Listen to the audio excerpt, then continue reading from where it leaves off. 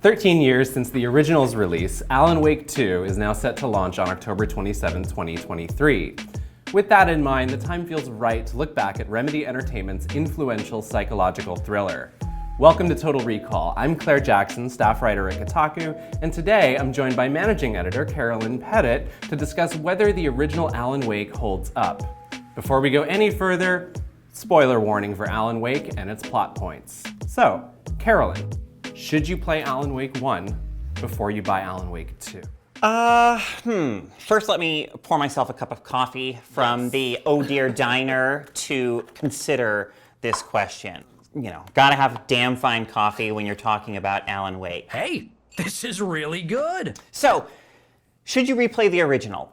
I don't think it's, strictly speaking, necessary. You can theoretically get by just by reading the plot summary of the original Alan Wake on Wikipedia if you want to. And interestingly, Alan Wake, the original game, is structured very much like a television show. It's broken down into episodes, and at the start of each episode, they do a little previously on Alan Wake style recap of what happened before. I would say if you have 10 hours or so to spare between now and the release of Alan Wake 2, and you want to really get yourself in the mood, you should definitely play Alan Wake. I would agree. I was surprised. I found that revisiting the game, I think, is going to be beneficial for going into the sequel, not just because it's like, oh, here's the lore and the setting and the characters, but there is a certain tone that's very rich and immersive. It's kind of gotten my brain sort of tuned into the frequency of this world in a way that just a synopsis, I don't think, will do. I agree completely. The tone, certainly that kind of off-kilter,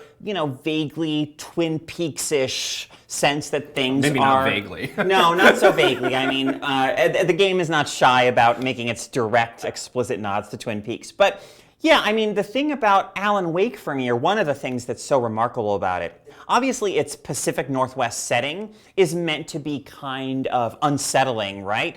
And yet, it pulls it off so well, this feeling of being in these foresty areas where, it's night and there's fog, and as I'm playing, in my apartment at night, it's like I can practically smell those evergreens. I have my own thoughts on this, but how does the original hold up as a shooter? Right. Right, as an action game. I mean, Remedy did Max Payne 1 and 2 before, which are, some of my favorite games. Sure. Very action heavy. Yeah. This one, I mean, going back to it, I was surprised by actually how actiony it was more than my memory of it. But what do you think about that? How does the game function as a shooter?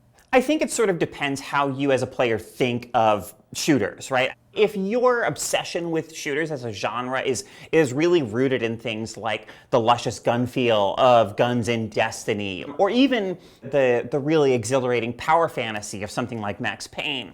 Or maybe Control. Or Control, right. Most recently from Remedy. Yeah, Alan Wake is not going to deliver that. I do think that Remedy really hit upon something that feels good with its core mechanic of the enemies being shrouded in darkness and you needing to burn that darkness away with a flashlight before you can damage them with a gun. Playing this game again, in 2023, I immediately kind of defaulted to aiming down sights and shooting. And one of the things I immediately found out was that I was burning through all of my flashlight battery.